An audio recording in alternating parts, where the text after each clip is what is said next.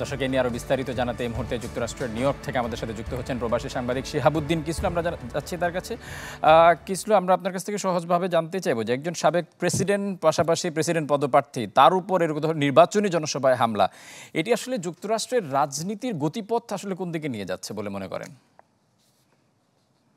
আপনি আপনার প্রশ্নটি যথার্থই যে এই গতিপথ অবশ্যম্ভাবী এটা পরিবর্তন হবে, এবং যেটি দেখা যাচ্ছে যে এই ধরনের আহ, বিষয় যেটি যুক্তরাষ্ট্রের রাজনৈতিক চর্চাতে একেবারেই আহ, অনুপস্থিত ছিল বা চিন্তারও বাইরে ছিল, সেই ঘটনাগুলোই কিন্তু ঘটছে বা ঘটেছে। আমরা দেখতে পাচ্ছি ডোনাল্ড ট্রাম্পের বিরুদ্ধে যেভাবে আহ, আহ, একটা পর্যায়ে এই এই ডেমোক্রেট পার্টি বা ডেমোক্রেট দল যেভাবে উঠে পড়ে লেগেছেন প্রতিপক্ষ রাজনীতিতে, একইভাবে ডোনাল্ড ট্রাম্পও কিন্তু সেই ভাষাতেই তার প্রতিপক্ষকে আক্রমণ করেছেন। তো এই যে একটা পরিস্থিতি, এই পরিস্থিতিকেও কিন্তু একটু সামাল দেওয়ার জায়গায় ছিল, কিন্তু সর্বশেষ গতকাল যে ঘটনা ঘটেছে সেটা আসলে কারোরই কল্পনাতে ছিল না। যদিও ইতিপূর্বে প্রেসিডেন্টকে গুলি করে আহত করা বা হত্যার যে ঘটনা সেটি ঘটেছে যারা সিটিং প্রেসিডেন্ট, কিন্তু এরকম ফর্মার প্রেসিডেন্ট বা নির্বাচনের প্রার্থী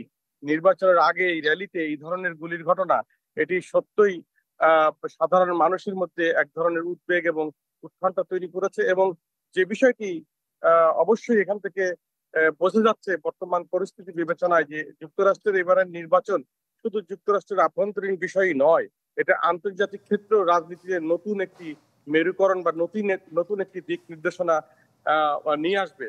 এবং সে কারণেই বোধহয় এই ধরনের পরিস্থিতিগুলোর আমরা লক্ষ্য করতে পারছি।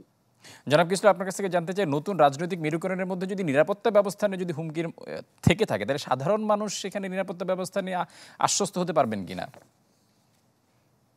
দেখুন, যুক্তরাষ্ট্রের বিষয়টি সম্পূর্ণ ভিন্ন। সাধারণ মানুষের যে নিরাপত্তার কথাটা আমরা বলছি সেটি কিন্তু সামাজিক যে নিরাপত্তা, সেখানে কিন্তু সেই নিরাপত্তা স্বভাবতই আমরা জানি এখানকার যে বেশ কিছু রাজ্যে গান লাইসেন্সের ব্যাপারে যে শিথিলতা রয়েছে, সে কারণে সেগুলো হয়ে থাকে সচরাচর। যেগুলো হয় আমরা জানি অনেক ক্রাইম হয়ে থাকে, সেগুলোর পার্সেন্টেজ অনুযায়ী বাড়ে কমে, কিন্তু যে নিরাপত্তাটাকে আমরা ডোনাল্ড ট্রাম্পের গুলির ঘটনায় বলছি সেটি কিন্তু সাধারণ মানুষের সঙ্গে সামঞ্জস্যপূর্ণ নয় বা বিবেচনা করা ঠিক হবে না। আপনারা জানেন যে জন এফ কেনেডি কিন্তু তখন কিউবান মিসাইল ক্রাইসিস সময় এই ধরনের একটি ঘটনা ঘটেছিল। আমরা রোনাল্ড রিগান কেউ দেখেছি প্রেসিডেন্ট থাকা অবস্থায় তার গুলি করতে।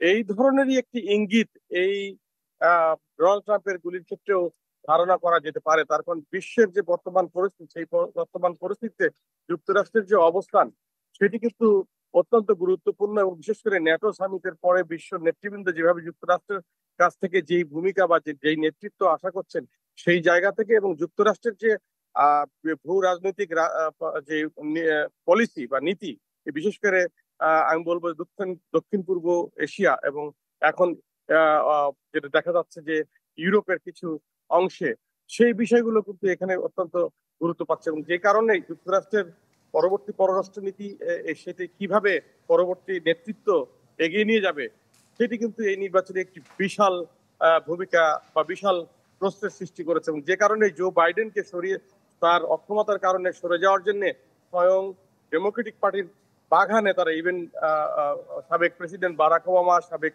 স্পিকার ন্যান্সি পেলোসি সহ, ইভেন যে হাউসের বর্তমান যে মাইনরিটি লিডার হাকিম জেফরি সহ সবাই কিন্তু বলছেন যে তাকে সরে যাওয়া উচিত এবং তাকে দ্বিতীয়বার চিন্তা করা উচিত এই পরিস্থিতিতে। এবং তারা আভ্যন্তরীণ ভাবেও কিন্তু তার বিকল্প চিন্তা করছে সেই মুহূর্তে। জনাব জনাব কিসলু, আপনাকে অসংখ্য ধন্যবাদ ওয়ার্ল্ড নিউজ টুডেতে সময় দেওয়ার জন্য। দর্শক, ট্রাম্পের উপর হামলা এবং মার্কিন রাজনীতি নিয়ে কথা বলছিলেন যুক্তরাষ্ট্রের নিউ ইয়র্কের প্রবাসী সাংবাদিক শিহাবুদ্দিন কিসলু।